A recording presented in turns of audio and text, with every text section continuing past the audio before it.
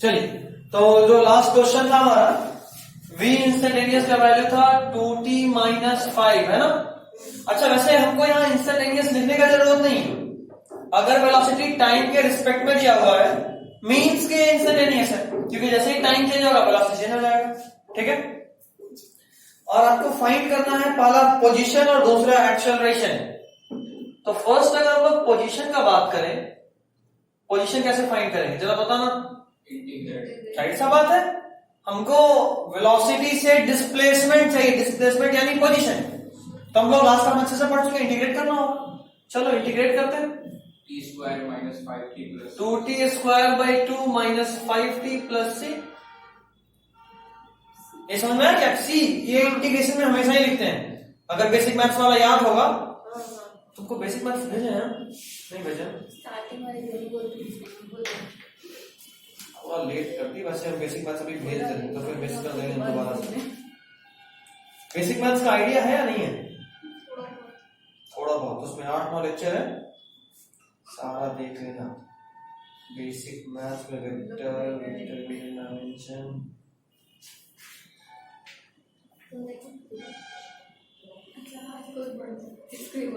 दिवाली के टाइम ओहो, कहाँ गया?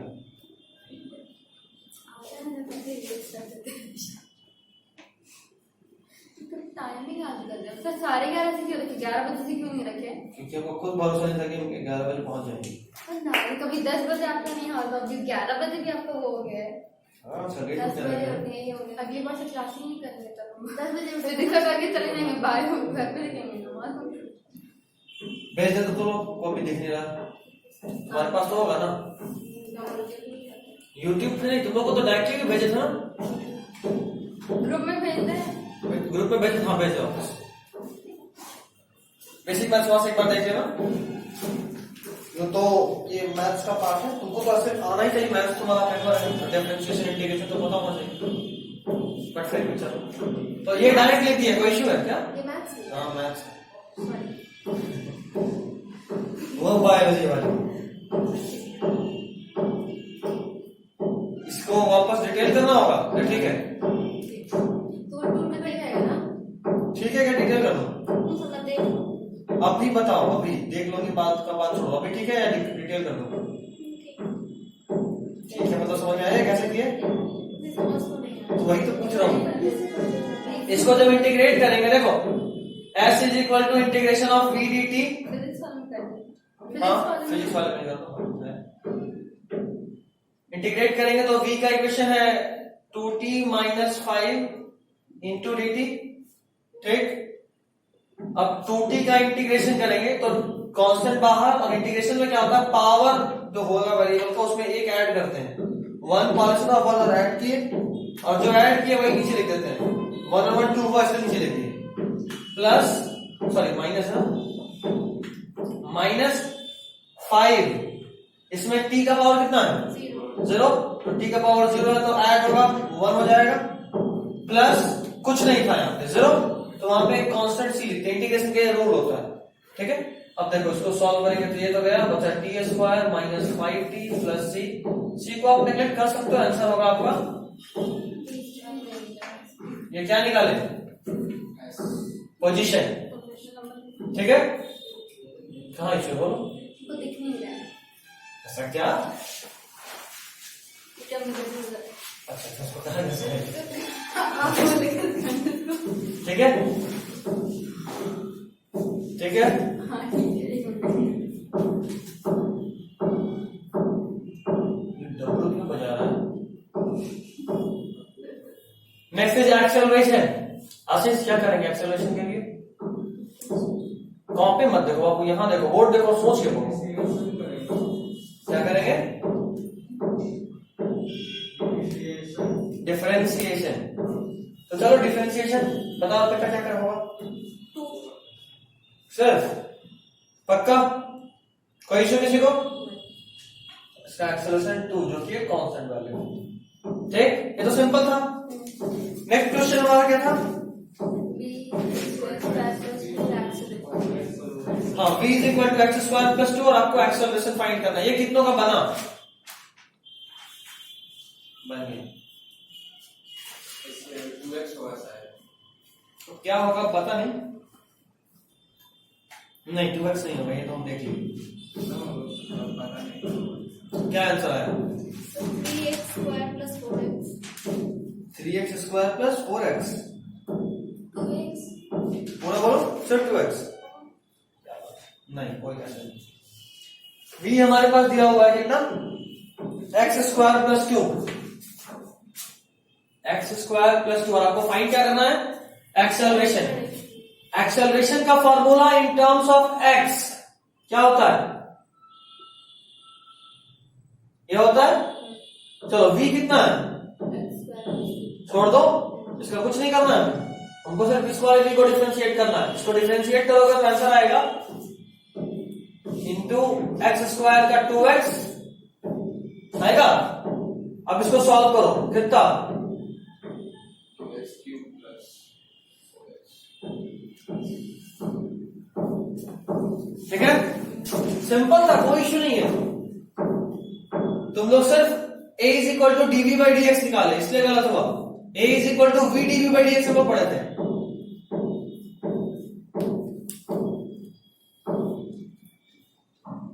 और कोई क्वेश्चन दिए थे? Yes, sir. बोलो। A is equals to x, find velocity. ये किसी का हिला? हिलन वाला भी नहीं है क्वेश्चन। तुम्हारे हाथ में चोट कैसे लगा? अच्छा कोई बात नहीं, उम्र है, अभी उम्र है, मत बनाओ यार। तो ऐसे बोल रहा है 10-15 बच्चों का बाप हो, खेलने कूदने का उम्र नहीं रहा। जाहिर सा बात है, खेलना चाहिए, बिल्कुल खेलो।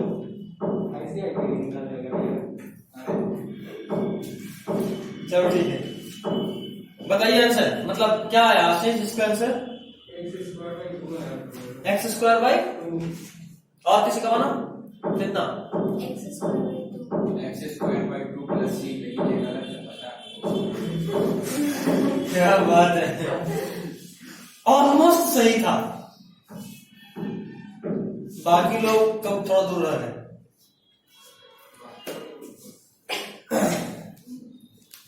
बाकी लोग में तुम आए और ये आए, तुम लोग का नहीं बना, बनाई थी, ये वाला नहीं बना। बना ही नहीं थी। हम खुशी के बारे में बताए नहीं, तो रियलाइज का क्लास नहीं था। वाह, अरे कोई नॉर्मल प्राइस दो इसको, छोटा मोटा प्राइस से कुछ नहीं होगा।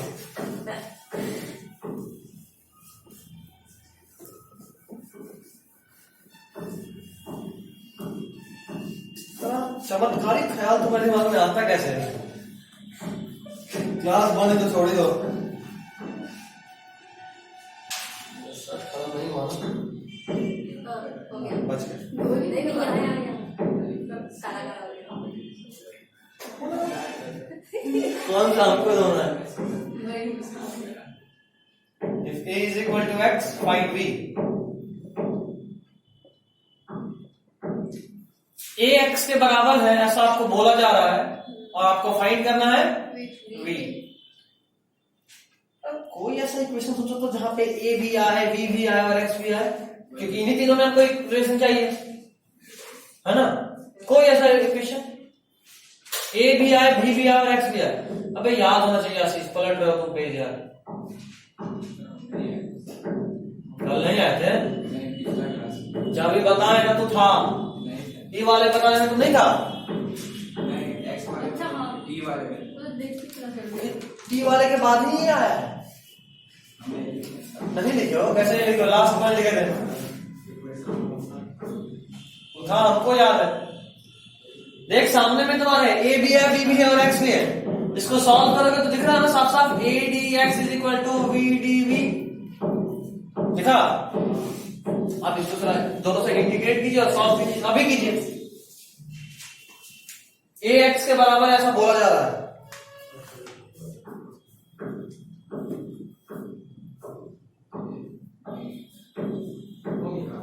हाँ जाहिर सा बात है, इसको सॉल्व करो, आएगा आंसर।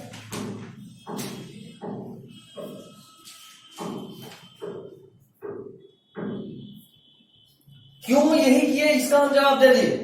हमको इन तीनों का रिलेशन चाहिए था, a x आपको दिया हुआ बराबर और v चाहिए, तो आपको कोई ऐसा इक्वेशन चाहिए था जिसमें तीनों के बीच में कुछ रिलेशन मिले, वो इक्वेशन ये था a is equal to v d v by d x, a d x is equal to v d v कर दिया, ये भी तुमको कॉपी में करके दिखाए हैं, लिखे हैं, है ना। अब इसके आगे आपको सॉल्व करना है, कौन सॉल्व कर पाएगा यही देखना है आपको। अब तो सिंपल मैथ्स है, बहुत सिंपल है, इंटीग्रेशन में क्या दिक्कत, क्योंकि सिंपल हार्ड वाला मैथ आएगा तो खुद ही बोल देंगे बाबू हार्ड वाला होने के लिए रेडी हो।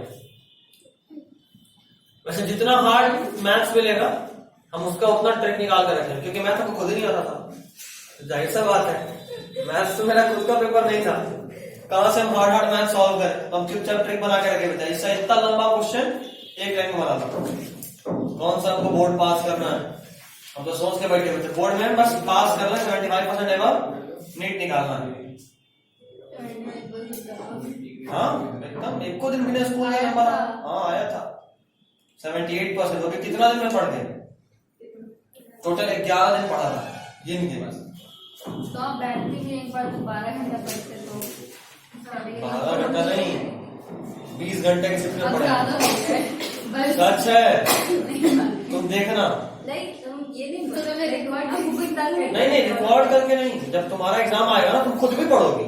हाँ मतलब 20 घंटा नहीं जाएगा बाबू, जब फेल होने का डर होता है ना तब मैं 24 घंटा पे पढ़ता है। तो पास करने के लिए 75% चाहिए, 65 नहीं मतलब उससे कम में मेरे लिए फेल ही थे ना, 75% में नहीं आया, उसके कॉलेज और 10th में 9.8 लाया हुआ है, उसको 75% में नहीं आया, उसको तो दुनिया बोलेगा अच्छा सबको बार चीटिंग करके लाया था। इसीलिए मेरे साथ इस बार नंबर कम तो 10th वाला भी जो आया था वो भी चल जाता, इसीलिए मेरे लिए प्रेशर था, तो पढ़े हुआ। चलो देखो सिंपल है, तब तक नहीं बनेगा जब तक थोड़ा बुद्धि नहीं लगाओगे। लगा तो दिए लड़की, चल सॉल्व कर दे, आ जाएगा, सॉल्व कर दे आ जाएगा।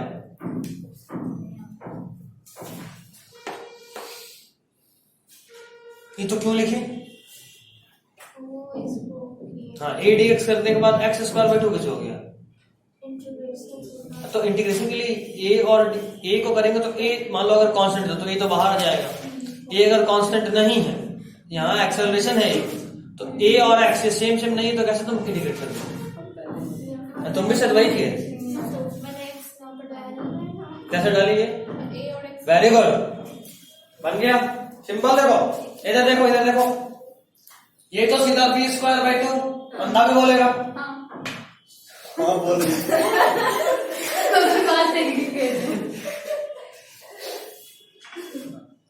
तुम लोग क्या रखता पोपट खुद करते हैं, हमको नहीं करना पड़ता। ये देख ये ए है और क्वेश्चन बोल रहा है ए एक्स के बराबर है, तो इस ए को एक्स लिख सकते हैं, तो लिख दो ना भाई एक्स डी एक्स, तो आप सॉल्व होगी क्या आया,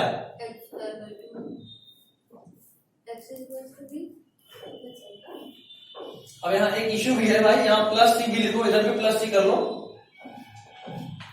अब ये 2 और ये 2 गया स्क्वायर स्क्वायर कट गया, 2 स्क्वायर है एक तरफ और एक तरफ 3 स्क्वायर, तुम स्क्वायर स्क्वायर उड़ा दोगी, ये जब तक सेम नहीं होगा इसके बाद नहीं हो सकता है, ये चल जाएगा। हम बोले भी थे ना नेग्लेक्ट कर सकते हो तुम इसको, तुम इस सी को नेग्लेक्ट कर सकते हो, जैसे इसको नेग्लेक्ट करोगे ये उड़ जाएगा, उड़ा तो साफ साफ दिख रहा है x is equal to we,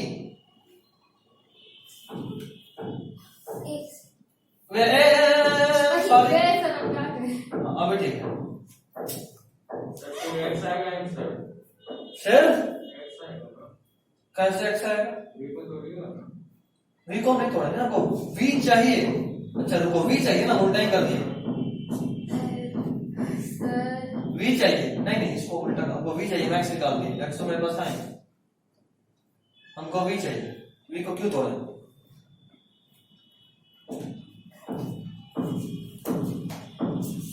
ठीक है। Example taking an example, 2 square is equal to 3 square, ये और ये अलग है इसलिए अलग अलग लिए, तो 2 is equal to root under 3 square, और तुम चाहती हो कि हम इस रूट और इस स्क्वायर को हटा दें, ऐसा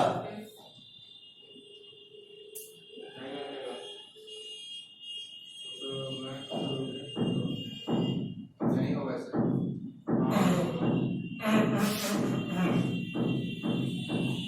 नहीं हटेगा, नहीं हटेगा, ये सेम रहेगा तो हटेगा।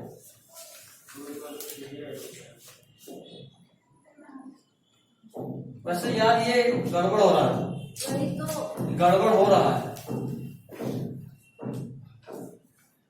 डाटा में दिक्कत है, बट कोई नहीं। अभी हम लोग जो सॉल्व कर रहे हैं मेरा प्रोसेस एकदम सही है। ये जो इक्वल टू वाला बात आ रहा था, पता है क्यों आ रहा है? ये नहीं, डाटा भी मेरा सही है। ये इक्वल टू वाला बात से ये जो बोल रही है कि इसको तो ऐसा लिख सकते हैं, दोनों साइड कांस्टेंट। हाँ, इसको हटा के 2 = 3 करेंगे, जो कि गलत है। लेकिन इसको हटाना गलत नहीं है, इसको हटाना गलत नहीं है, लेकिन ये गलत है और ये भी एक्चुअली में गलत है। 4 और 9 बराबर कैसे हो सकता है ना? पता है ये प्रॉब्लम क्यों आ रहा है? क्योंकि हम लोग यहाँ पे जो C था इसको इग्नोर कर रहे हैं। हम लोग पहले ही बात किए थे कि integration is just opposite to differentiation. Differentiation मान लो अगर कर रहे हैं हम, जैसे मान लो 2x + 3 किया, पेन को उल्टा चल रहा है, इसको डिफरेंशिएट करो, क्या आएगा? 2 आएगा, ठीक है। अब 2 को इंटीग्रेट करो x के रिस्पेक्ट में, क्या आएगा?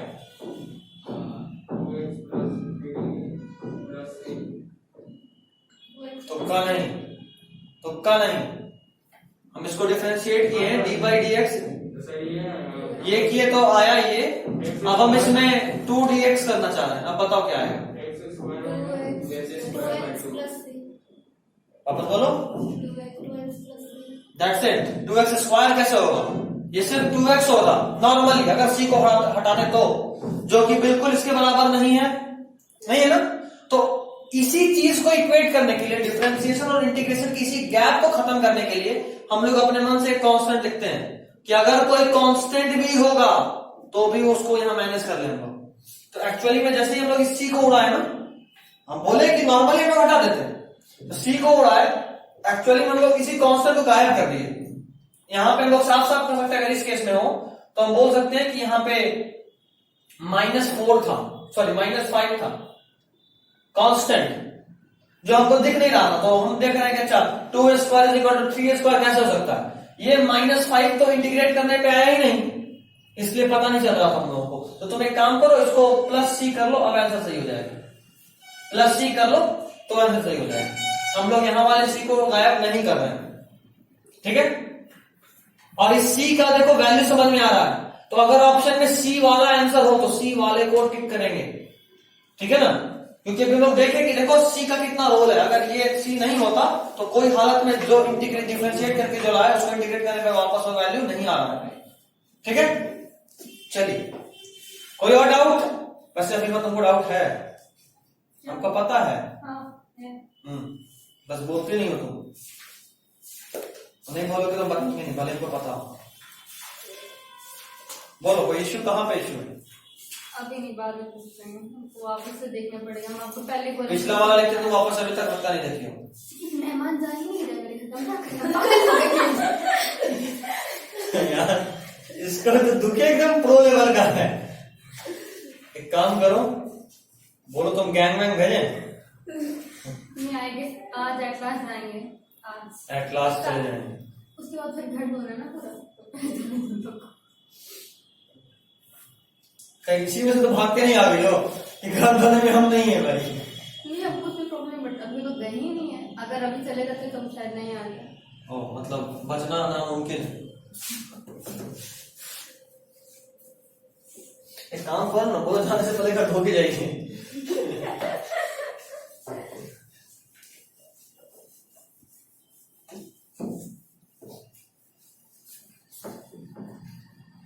गाँव में ठीक है, ज्यादा टेंशन नहीं लेते। वाल बिछाते हैं, सही उसी पे फिर से बिछा दिए। अगला जैसे ही गया वाल उठाओ, जाके गाय में दो, गाय खा ली, कहानी खत्म। धोने पोछने का टेंशन ही हटाओ। Next, write down and heading equation for uniformly accelerated motion. बच्चा एनसीईआरटी फालतू में खोले हुए हो, फिजिक्स में एनसीईआरटी कभी मत खोलना गलती से। सॉल्व करो question, no doubt, but theory वोरी कुछ पढ़ना नहीं पड़ेगा। एचसीवी देख लो, मैथ्स वाले हो तो, लेकिन इसमें क्वेश्चन जो है वो कुछ ज्यादा ही कैलकुलेटिव है, सॉल्व कर रहे हैं। हाँ सॉल्व कर रहे हैं, थ्योरी तो हम पूरा दे रहे हैं, थ्योरी में इश्यू नहीं आना है, बट कैलकुलेशन वहां ज्यादा मिलेगा। बट और अच्छे से बोले तो अगर सोच रहे हो मेंस एडवांस तो go for DC Pandey. Question थोड़ा और टफ हो सकता है लेकिन कैलकुलेटिव नहीं होता वहां पे। और याद रखो किसी भी कॉम्पिटिटिव एग्जाम में क्वेश्चन भले ही एक पेज का हो, जो कि आता है नो डाउट, आता है एक पेज का क्वेश्चन, लेकिन बनता 2 लाइन में। और अगर तुमसे वो 2 लाइन में नहीं बन रहा है, तुम लॉन्ग प्रोसेस में बना रहे हो, तो समझो कि तुम्हारे थ्योरी में कोई गैप है, नहीं तो 2 लाइन में बनेगा, exactly 2 line. Concept clear, question यूं बनता है। 10th में सब लाइट पढ़ के आए हो, पूछिए क्वेश्चन जो मुंह से बनेगा, और नहीं तो फिर पेन उठा के कलम से बनाओगे।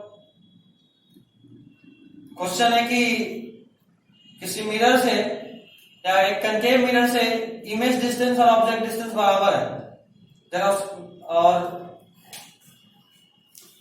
एक कनकेव मिरर है, उसमें v is equal to u दिया हुआ है, क्वेश्चन बदल देना, v is equal to u दिया हुआ है और इसका वैल्यू दिया हुआ है 10 सेंटीमीटर। ठीक है, आपको फोकल लेंथ बताना है। कौन सा बड़ा बात है, क्या करोगे ऐसे बताओ, कितना? Very good. हाँ क्या करना है, क्या करोगे बताओ? Metre formula. और किसी के पास कोई और आइडिया? आयुष मीटर फार्मूला कुछ दिमाग में नहीं? मीटर फार्मूला तुम्हारा? हाँ तुम कैसे? तुम लोग तो वैसे बताए थे क्रैश कोर्स में। वो जो इमेज फॉर्म हो रहा है वो सेंटर ऑफ कर्वेचर पे फॉर्म। That's it. अगर इमेज और ऑब्जेक्ट डिस्टेंस बराबर है, मतलब कि जो इमेज है वो, जो ऑब्जेक्ट है वो सेंटर ऑफ कर्वेचर पर रखा हुआ है, वहीं पे ऐसा होता है। ये कंसेप्ट था, उसको यहाँ यूज करेंगे। अच्छा दोनों बराबर है, मतलब कि ये जो सी है वो सी दिया हुआ है, सी का हाफ फैक्टर लेंगे, बात खत्म। और नहीं तो फिर पेन उठाइए, मीटर फार्मूला लगाइए और सॉल्व कीजिए। समझ रहे हो डिफरेंस? यही हर जगह होता है पूरे फिजिक्स में। ये इस तरह का क्वेश्चन कॉम्पिटिटिव एग्जाम में आता है। अगर आप बुद्धि लगाए तो सीधा 5 पे टिक मारेंगे, बुद्धि नहीं लगाए तो 5 मिनट देंगे और फिर 5 पे टिक करेंगे। सिंपल।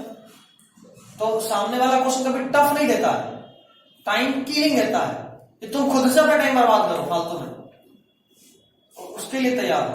ठीक है, जैसे डिफरेंशिएशन के लिए भी बहुत सारा चीज तुमको हम बोले याद कर लो, याद है? बताए थे d d x of root 2x या d d x of root x, क्या बताए थे? 1/2 रूट x। अब जब आएगा तुम सॉल्व क्यों नहीं कर सकते हो?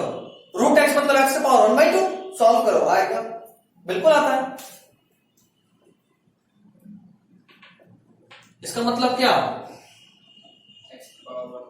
अब इसको सॉल्व क्यों नहीं कर सकते? x का पावर, पहले तो पावर हाफ मल्टीप्लाई करेंगे और 1/2 -1 करेंगे, यही करते डिफरेंशिएशन में। सॉल्व करेंगे तो आ जाएगा 1/2 x का पावर -1/2, माइनस को हटाएंगे, माइनस को हटाएंगे तो लिखेंगे 1/2, 1/x का पावर 1/2, और इसको सॉल्व करेंगे तो लिखेंगे 1/2 रूट x। तो हम इतना करेंगे, निकाल सकते, कभी भी निकाल सकते, क्या जरूरत है उनको रटने का। लेकिन अगर हम रट लिए कि रूट x का 1/2 रूट x होता तो बातें खत्म हो गया ना। यही तो अंतर है। ये सब हमेशा दिमाग में रखना, आपको टाइम बचाना है। Whole race is against time, सिर्फ टाइम और कुछ नहीं, सिर्फ टाइम रखेंगे, टाइम पे करेंगे। ठीक है, और अभी भी जो पैकेज दिए हैं उसमें बहुत सारा क्वेश्चन मॉडल क्वेश्चन है, तुम सॉल्व कर सकते हो, मजे में सॉल्व करोगे। लेकिन हम जिसको बोले कि रट जाओ ना, बन रहा तो भी रटो, नहीं बन रहा तो भी रटो। आया तो एग्जैक्टली वही आएगा, तो नहीं आएगा, याद रखना। बहुत सारा ऐसा क्वेश्चन होता है, बहुत सारा, एक तो नहीं, बहुत सारा। और कम से कम 100-150 ऐसा टोटल क्वेश्चन होगा सिर्फ 11th में, जो हम बोलेंगे रटो, नहीं बन रहा फिर भी रट जाओ। पूछा तो एग्जैक्टली वही पूछेगा, नहीं तो नहीं पूछेगा। और ये कोई नया बात नहीं, तो प्रीवियस ईयर सॉल्व करोगे, देखोगे पिछले 10 साल में 2-3 बार तो ऐसा जरूर दिखेगा कि आया है, लेकिन एग्जैक्टली वही आया है, एक डाटा तक चेंज नहीं किया। क्योंकि क्वेश्चन सेटर जानता है कि इसको चेंज करेंगे, सॉल्व करने में 10 मिनट लगेगा, इतना टाइम का क्वेश्चन हम दे ही नहीं सकते। और अगर फिर भी दिया तो छोड़ दो, हम 10 मिनट बर्बाद करें एक क्वेश्चन में, यार उतना में हम 10 क्वेश्चन बना लेंगे। तो कई क्वेश्चन तुमको एग्जाम में सिर्फ छोड़ने के लिए मिलेगा, देखो और छोड़ो, नॉर्मल बुद्धि होता है ना, पहले देखे फिर बनाए फिर छोड़े, पहले ही छोड़ दो। क्वेश्चन छोड़ेगा जो वही एग्जाम क्रॉस करेगा, और छोड़ेगा मतलब ही पूरा पेपर ही छोड़ दिया, 1 मिनट में बन गया हम तो बॉस हैं एकदम, ऐसा वाला फीलिंग नहीं।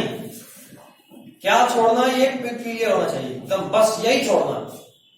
तो सिखाएंगे धीरे धीरे।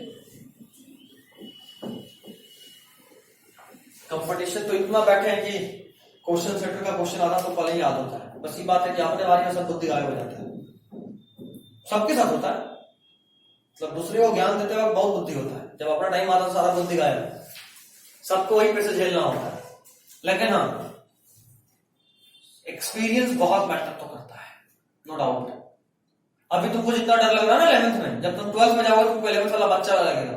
10th में 10 से डरते थे, अभी लगता नहीं यार मैं सब कुछ पढ़ना था, बट 10th वाला तुम लोग कुछ अपना छोटा को बोलोगे, जरूर बोलोगे। तुम लोग पढ़ता लिखता नहीं, अरे कुछ नहीं हम तो इतना किया था, ये किया वो किया, मजे में निकल गया। अपने टाइम में ना वही हालत तुम्हारा भी था, यही अंतर होता है। कोरोना आया मतलब कोई नहीं, तो उस टाइम में भी तुम्हें कोई वायरस बना देना, बातें खत्म। इतना क्या बराबरी का मुकाबला होना चाहिए। ये बात होता है, इसको बोलते हैं किस्मत। Equation for uniformly accelerated motion, bracket में लिखिए इन स्ट्रेट लाइन। वापस बोलिए तो। Equation for uniformly accelerated motion, equation for uniformly accelerated motion, straight line. हाँ, इन अ स्ट्रेट लाइन।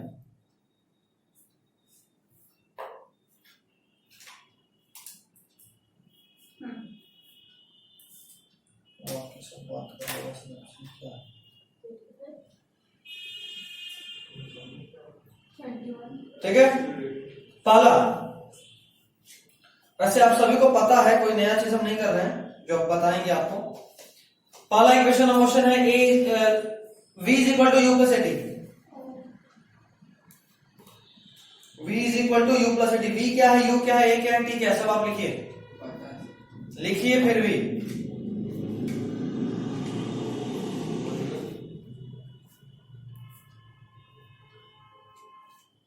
हम बोलेंगे नहीं तो वो खुद से लिखना है। अगला s is equal to u t plus half a t square.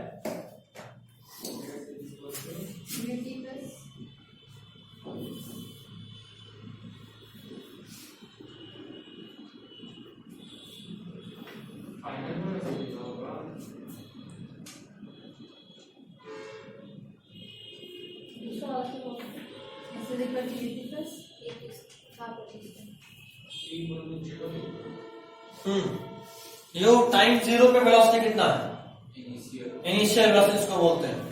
v time t पे वेलोसिटी कितना है, इसको फाइनल वेलोसिटी बोलते हैं। दूसरा है s is equal to ut प्लस हाफ ए टी स्क्वायर। देखना इस वाले इक्वेशन को किस तरीके से यूज करेंगे, इसका जो यूज है ना बड़ा जबरदस्त तरीके से होता है।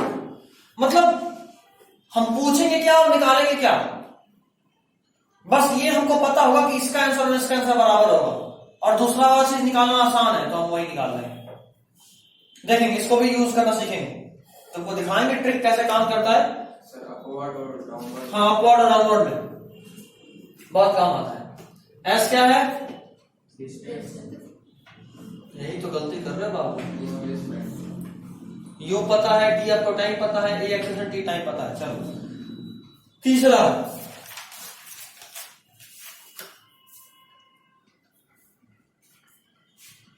वी यू ए एस सब आपको पता है। वैसे यहां पे डिस्प्लेसमेंट को हम ऐसे लिखते हैं, displacement travelled in time T, और यहां पे डिस्प्लेसमेंट ट्रेवल्ड ड्यूरिंग विच। आज गायब कौन कौन है, फरहान गायब है, साजन, सौरभ और Manish, 4। Displacement travel during which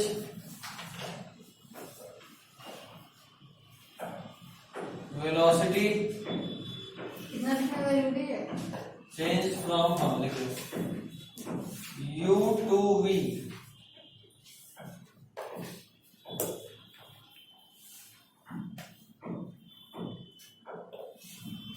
हो गया। चौथा लिखिए, ये नया है, 3 तो आप जानते ही होंगे, मेरे ख्याल में चौथा भी आपको पता होगा, बट लिख लीजिए एस टीथ, लिख रहा हूं एस इन टीएथ सेकेंड या एन सेकेंड कर रहा हूं, u plus a by 2 u plus a by 2 into 2 n minus 1।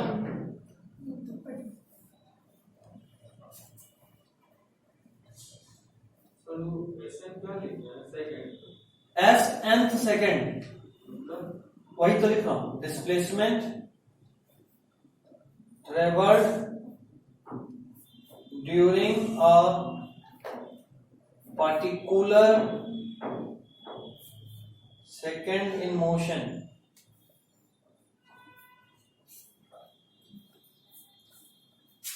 इसमें और इसमें कोई डिफरेंस बता सकता है?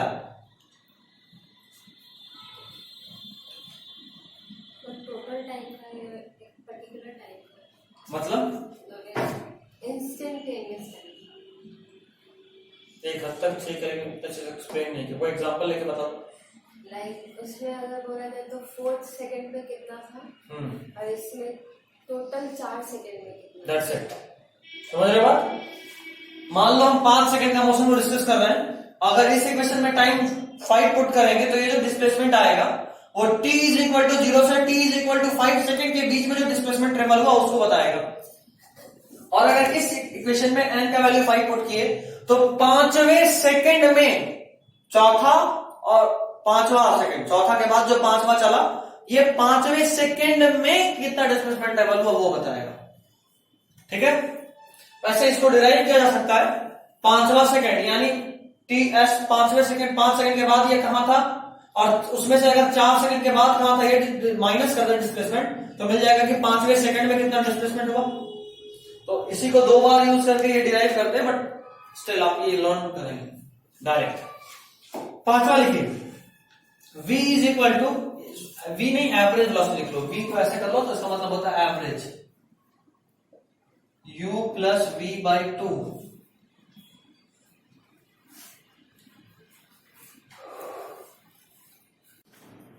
इसको लिखिए,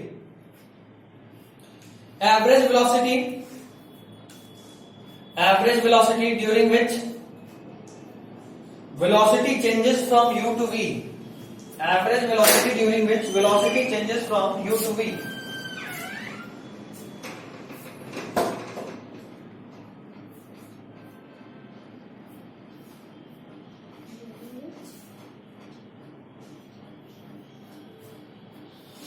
ये इससे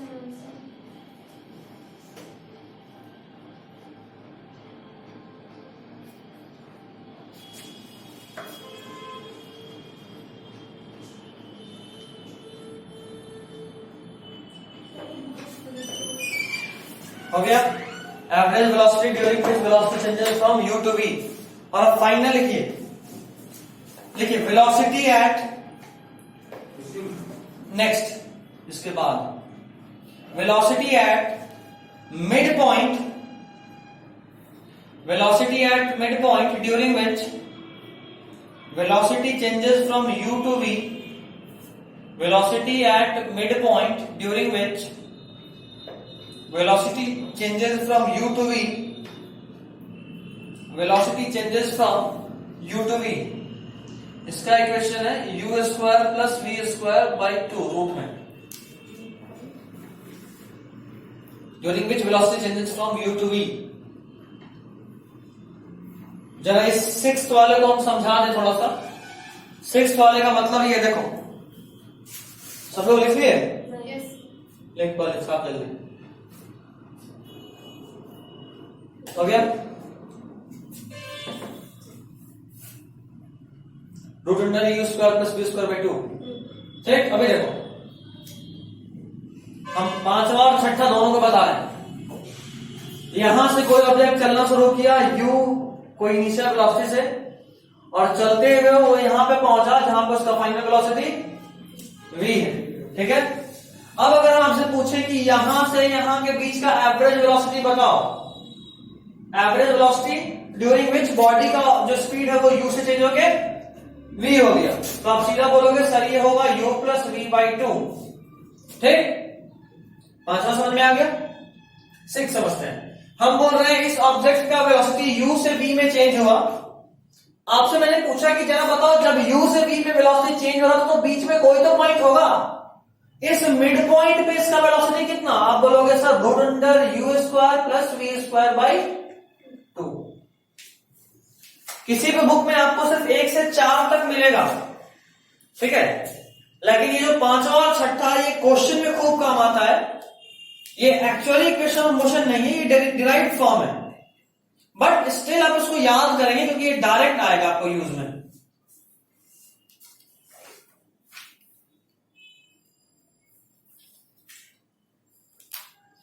देखो आपको इन सबका प्रूफ भी पढ़ना है डिफरेंशिएशन और इंटीग्रेशन के हेल्प से, लेकिन ये प्रूफ किसी भी तरीके से आपको आपके कॉम्पिटिटिव एग्जाम में काम नहीं आना है।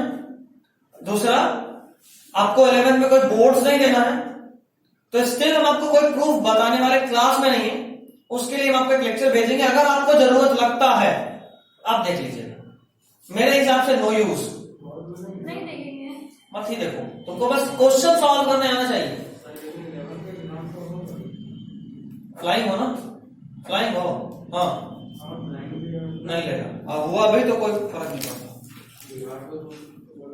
कोई फर्क नहीं पड़ता, बच्चा लेगा कोई फर्क नहीं पड़ता। ग्रुप में क्या भेजते हैं हम हिंदी पढ़ते वो अच्छा होता है हिंदी नहीं पढ़ते।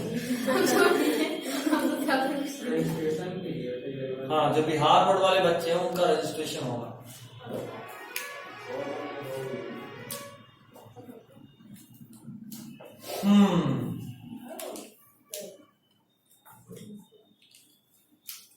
अच्छा, हम आपको इंटीग्रेशन जब बता रहे थे तो हम आपको बोले थे कि बाबू इंटीग्रेशन का एक काम ये भी होता है कि आप उससे एवरेज निकाल सकते हो किसी इक्वेशन का। याद आ रहा है? तो एक क्वेश्चन लिखिए इसी बात पे, याद आ गया। बस वो बात हो रहे थे, हाँ लेक्चर में बताए थे ऐसा कुछ। क्या बात? सर हो गया ना, क्या हो गया? फिर इसका टाइम ओवर हो चुका। चल पढ़ शांति से। बेसिक मैथ्स नहीं था, बिल्कुल था, देख लीजिए हमको याद है बच्चा। अच्छा याद है, एक बार वापस ट्राई कर देना। इंटीग्रेशन में बताया था, नहीं भी बताया था फिर भी याद रखो, बात यहीं पे खत्म हो गया। फालतू का चित्रोलॉजी क्या करना। इंटीग्रेशन से हम किसी इक्वेशन का एवरेज वैल्यू निकाल सकते हैं, ठीक है, वैसे बताए थे हम। चलिए एक इक्वेशन है, लिखिए। क्वेश्चन में दिया हुआ है v is equal to 2t 2t v is equal to 2t। कौन टूटा हमको नहीं पता, बट 2t तुम्हारा ही टूटा है अभी, हाथ देख के तो सही लग रहा है। कोई नहीं, v is equal to 2t और आपको एवरेज वेलोसिटी बताना है, ऐसा क्वेश्चन मिलेगा। Find average velocity for t is equal to 0 to t is equal to t। Limit लगा के इंटीग्रेट करते हैं। That's it। बताए भी नहीं, उसको पता है। लिमिट लगाएंगे, इंटीग्रेट करेंगे। Integration of v dt bye integration of dt क्या? और के बाद और t is equal to 0 to t is equal to 2 है। हाँ,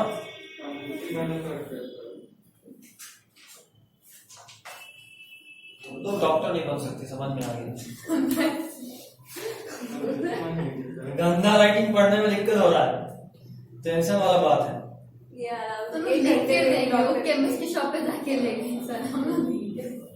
जब डॉक्टर बनोगे तुमको किसी और का प्रिस्क्रिप्शन पढ़ना पड़ा तो जॉब वाले उस आदमी का वॉइस रिकॉर्डिंग लेके आओ जो तुम्हारे प्रिस्क्रिप्शन पे ये लिख दिया था, है ना? तब तक तो रात भर अभी थोड़ी है मेडिकल में तैयारी कर रहे हैं। अच्छा, अभी हम क्या कर रहे हैं? निकल तो जाए, निकलेगा तब बात करना। पॉइंट, भरोसा है इसको। हो गया, बता तो दिया, integration of v dt by integration of dt। बनाओ। किसी का भी एवरेज निकालने का मतलब होता है एवरेज जो भी दिया हुआ है, जैसे मान लो यहाँ v दिए हैं t के टर्म्स में, देखो कैसे बता रहे हैं, ये सुनो v दिए हैं t के टर्म्स में, तुम निकालोगे इंटीग्रेशन ऑफ v dt 0 से 2 जो भी लिमिट हो, हाँ t इज इक्वल टू 0 से t इज इक्वल टू 2 तक, बाई ये लिमिट यहाँ पे क्या लियो तुम, डिफरेंशियल t। ओ ऐसे। अगर मान लो ऐसा होता v is equal to 2x, तो तुम निकालते हैं integration of v dx by integration of dx। dx सिर्फ ये वाला, समझ गया? किसी भी इक्वेशन, कैसा भी इक्वेशन हो, एवरेज ऐसे निकलता है। ठीक ठीक ना? हाँ हाँ, सॉल्व कर।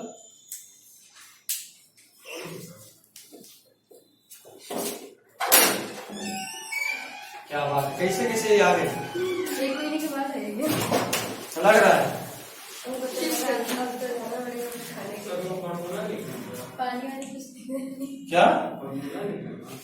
ये, अरे फॉर्मूला नहीं है, नॉर्मल तरीका है। क्या बोले, जो भी तुम्हारे पास इक्वेशन हो उसका तुमको अगर एवरेज निकालना हो तो ऐसे निकलता है।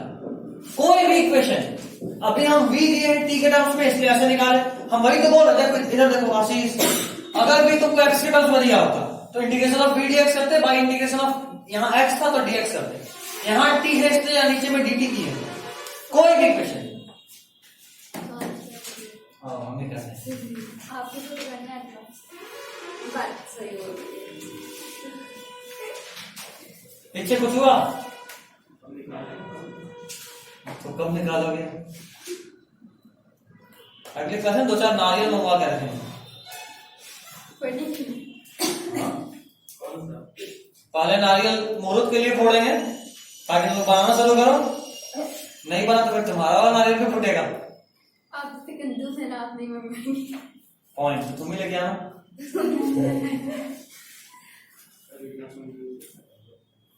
आशीष लेके आएगा, बोल रहा है क्या सब कंजूसी का बात करते हैं हम, है ना? 2 बोड़ा बाकी सब है ये गूगल पे। वापस बोल। आप है गूगल पे। हम हैं गूगल पे, पीई वाला पे या PAY वाला पे? ये वाले। अच्छा इसको सॉल्व कर दे, सीधा सीधा तुम लोग लेट कर देते यार। यहाँ पे t इक्वल टू 0 से t इक्वल टू 2 होगा। इधर देखो, v स्क्वायर बाई 2, सही होगा नहीं होगा? खुद क्वेश्चन नहीं, खुद वो करते हो। तो बोले वो होगा नहीं होगा? नहीं, वो सिर्फ v स्क्वायर होगा ना, या मतलब t स्क्वायर। नीचे वाला नहीं, इस वाले को सॉल्व कर रहा है। हाँ तो 2t है ना। कहाँ 2t? यहाँ 2t है। अरे v का वैल्यू 2t। अच्छा चलो लो, 2t dt। अभी वही बोलने वाले थे, तुम लोग मुझे कोई ये नहीं बोला कि सर v और t डायरेक्टली नहीं कर सकते क्योंकि सेम वेरिएबल नहीं है, तो इसको पुट करेंगे तब हो सकता है।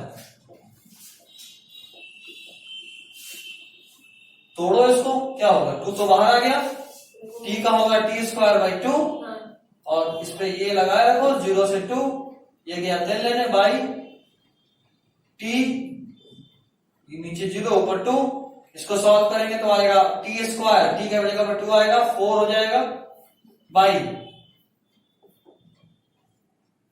बुझाया नहीं बुझाया? कहा नहीं बुझाया? ये इसके बाद तो डेफिनेट इंटीग्रेशन दबाओ। नीचे में क्या लिखना है ये t स्क्वायर होगा 2, t को इंटीग्रेट करेंगे तो t स्क्वायर बाई 2 नहीं आएगा। ये 2 कांस्टेंट तो बाहर निकल गया, t को इंटीग्रेट किया t स्क्वायर बाई 2, 2 गया, बचा t स्क्वायर, और नीचे में भी t आया सर। अब इस लिमिट को पुट करेंगे तो एक बार 0 और एक बार 2, तो 2 पुट करेंगे तो वो तो वैल्यू देगा, 0 वाला तो गायब ही हो गया। तो सिर्फ इसी का बात करें तो 2 का स्क्वायर 4, और यहाँ t का स्क्वायर, समझ गए? सॉरी स्क्वायर बोल रहा हूँ, सिर्फ t तो 2, समझ गए। यहाँ पे 2 का वैल्यू पुट करेंगे t की जगह पे। तुम पूरा भूल गया बेसिक मैथमेटिक्स, अभी मत बोलना आप डेफिनेट इंटीग्रेशन में नहीं बताए थे, रिवाइज करो एक बार। इतना ठीक है? हो गया। भागना है बस, नहीं भागना नहीं फिजिक्स करिए। तो तुमको पहले बोलना था आशीष, हम बार बार कहते कि डाउट 2-3 क्लास में रुके थे डाउट के लिए, याद है ना? ये तो है लेकिन सॉल्व करते तो बनता है हाँ, तो वो नॉर्मल है, ये इशू नहीं है। ये जब क्वेश्चन करोगे तभी याद रहेगा। जब तक एक आध बार क्वेश्चन कर लोगे ना, एक बार वो पैकेज बना लोगे ना, उसके बाद वो कॉम्पोनेंट जितना तेरे काम का वो याद हो जाएगा। एक क्वेश्चन लिखिए, उसके बाद मोशन अंडर ग्रेविटी। मैसेज करके बस याद दिला दिया ना कि क्वेश्चन बनाना है, वो होमवर्क है क्या अभी फ्री है ना? अच्छा, होमवर्क आगे छोड़ दिया, नहीं पॉइंट तो सही बात है। उम्मीद करते हैं आज के बाद एक और क्लास में आपका ये एक वाला पार्ट तो खत्म हो जाए, फिर प्रोजेक्ट स्टार्ट करें। वो तो ना मोशन स्ट्रेट लाइन एक और क्लास में खत्म हो जाएगा। लिखिए, a particle starts from rest, a particle starts from rest,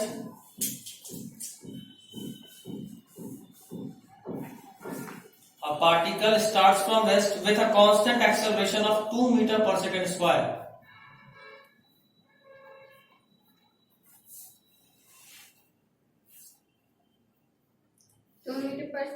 हाँ, 2 meter per second square. Moves for 5 seconds. Moves for 5 seconds and then starts moving with constant velocity.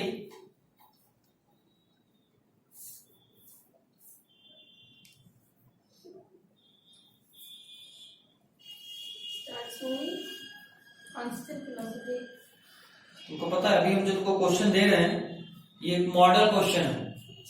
अगर हम यहाँ वेरिएबल नहीं अभी हम डाटा दे रहे हैं ना, तो 2, 5, 4 ऐसे करके लिख के दे रहे हैं। जो एक्चुअल क्वेश्चन होता जो मॉडल क्वेश्चन में बोलता है कि body starts from rest with constant acceleration of a, moves for t second and then starts moving with constant velocity for another t second and then finally it starts retarding such that it comes to rest after t second. उसके बाद find this तो सबका trick है, मतलब सीधा formula. But हम चाहते हैं कि एक बार थोड़ा सा सॉल्व करके देख लो, या सीधा ट्रिक ही बता दो। अच्छा ठीक है, क्वेश्चन लिखवा दे रहे हैं, ट्राई करना। नहीं होगा तो अगले क्लास में हम सीधा ट्रिक बताएंगे और उस पर तो सिर्फ वैल्यू पुट करना और आंसर आ जाएगा। ठीक है, तो क्वेश्चन लिख लो, ट्राई करके देखना क्या जाता है। Starts moving with constant velocity for another 5 seconds. Starts moving for constant velocity for another 5 seconds, and finally it starts retarding.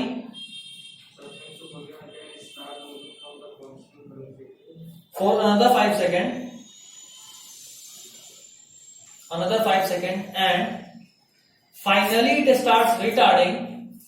and finally it starts retarding, such that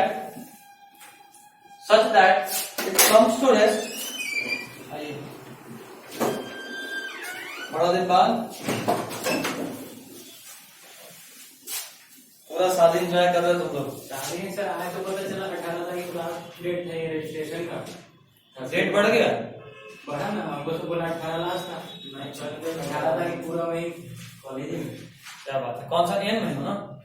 हाँ एन में। तुम लोग कॉल कर दिया करो यार, ये सब चीजें बोले कि हम आराम से करवा देंगे, फालतू में। एन कॉलेज में कोई इशू नहीं। हाँ ये अलग बात है, मेरा होना कई बार जरूरी हो जाता है कि हम भी रहे तो और आसानी से होगा। चुपचाप डाटा लेके सीधा ऑफिस के अंदर। हाँ तो कहा थे, comes to rest after another 5 seconds.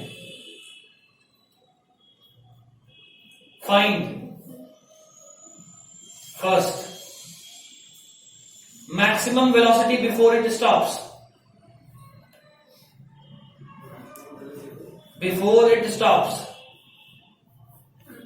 Second, time taken before it stops.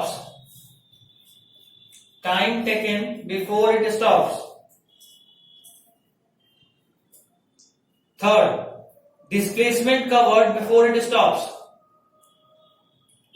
displacement covered before it stops. Fourth, displacement covered in 20 seconds. Third था displacement covered before it stops. Fourth, displacement covered in 20 seconds. हो गया? हाँ, displacement covered in 20 seconds. Fifth, distance covered in 20 seconds.